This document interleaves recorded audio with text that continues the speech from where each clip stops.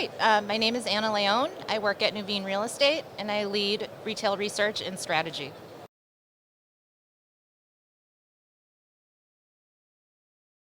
We are working on providing research to support our business across leasing, asset management, and acquisitions. In the retail sector, we work on grocery-anchored retail, malls, power centers, and high street retail. My job is to make sure I'm disseminating information to help support the business to make decisions, move forward, and prepare our retail portfolio for the future.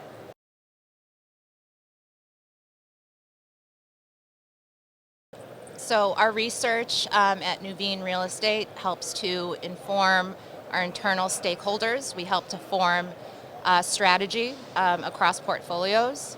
Additionally, we do a lot of thought leadership work as an outreach to inform and educate people on the value of retail real estate. I think one of the major industry challenges about retail is its perception that it was going to be all taken by e-commerce, but look where we are today. The industry is on an upswing, fundamentals are incredibly healthy, and investor interest is coming back to the space. I think my main mission for what I do at Nuveen and my partnership with ICSC Research is to help inform people about the value of real estate and what's happening next.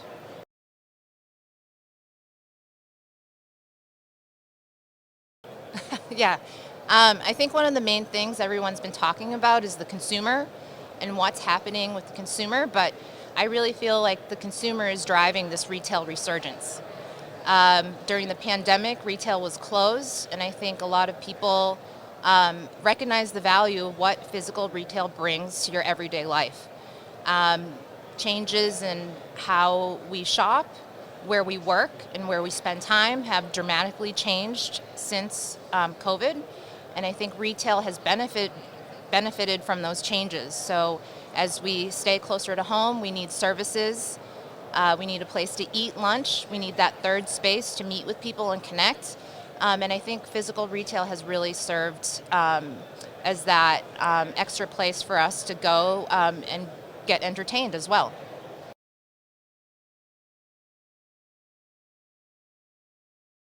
That's a really interesting question. I think when you look at retailers where they want to locate and where they want to grow, the suburbs where people live, that's been a main driver of where they want to locate.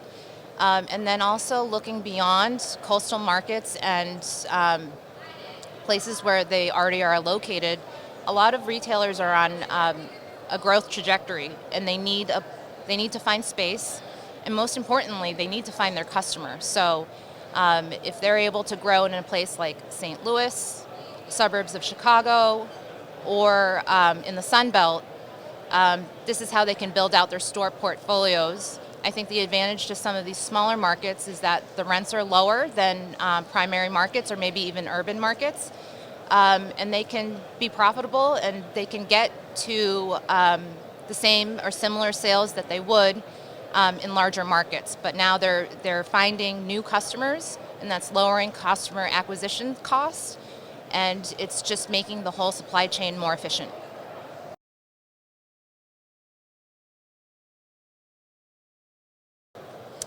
I think the consumer is driving that because preferences have changed. I think in-store visits are driving a lot of that, and it's the reason as to why, and that's about convenience. The other thing that's driving the resurgence of retail is the lack of construction. This has really supported healthy fundamentals. Retailer demand is still there, and even if the consumer pulls back, we still believe that fundamentals will remain healthy. The biggest barrier to new supply is just where rents are generally. Our analysis shows that rents are 35 to 40% below replacement cost. And other than having a grocery store or a major anchor kickoff development, this is really going to quiet the pipeline. So the next 2 to 3 years, construction will be absent, retailers are still growing, and the consumer is still going to need things. They're going to want to go to the movies. They're going to want to spend on necessities. And essential retail, I think, is probably the key to the growth of open air retail.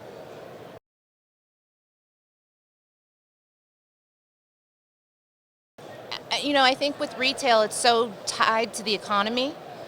Consumers, comprise 75% of GDP, and I think that's what we're all looking at. I think there's different things happening with different consumers.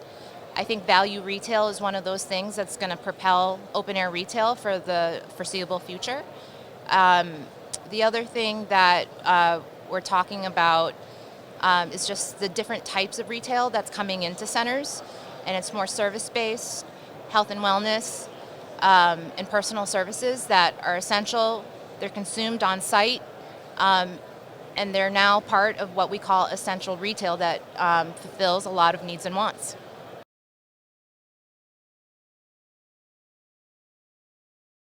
I think retail is getting a lot of attention right now because it's underpinned by very strong fundamentals. And if you look across the other four core property sectors, office, industrial, and multifamily, industrial and multifamily have some pricing headwinds that are taking shape. And if you look at retail and how it's been valued over the past 7 years, it's probably has been the most punished sector of all. And so with valuations being down, the relative value looks really good right now. And so that combined with strong fundamentals and expected NOI growth, we're expecting really strong performance. I think retail also has some counter-cyclical traits. So if there is a recession that everyone's been talking about over the past 18 months, retail is really a good insulation from that. Long-term leases provide NOI growth on lots of income growth. And in a period where we are now, where there's little to no appreciation, that income play is going to be very important to real estate portfolios.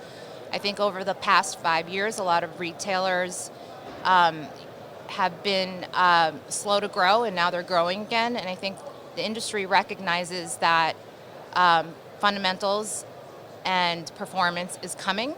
And when you compare that to the potential of what could happen in the multifamily sector and slowness in the office sector, retail looks resilient.